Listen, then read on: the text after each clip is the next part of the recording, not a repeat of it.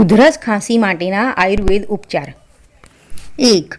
મરીનું ચૂર્ણ દૂધમાં ઉકાળી પીવાથી ઉધરસ મટે છે. 2. મરીનું ચૂર્ણ સાકર અને ઘી સાથે મેળવી ચાટવાથી ઉધરસ મટે છે. 3.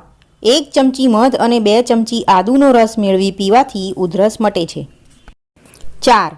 તુલસીનો રસ સાકર સાથે પીવાથી ઉધરસ અને છાતીનો દુખાવો મટે છે. 5. અરડુસીના પાનના રસ સાથે મધ લેવાથી ઉધરસ મટે છે. 6.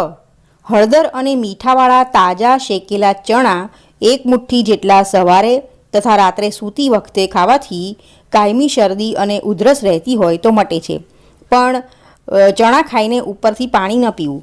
7. મીઠું અને હળદરવાળો શેકેલો અજમો જમ્યા પછી મુખવાસ તરીકે ખાવાથી ઉધરસ અને શરદી મટે છે. 8.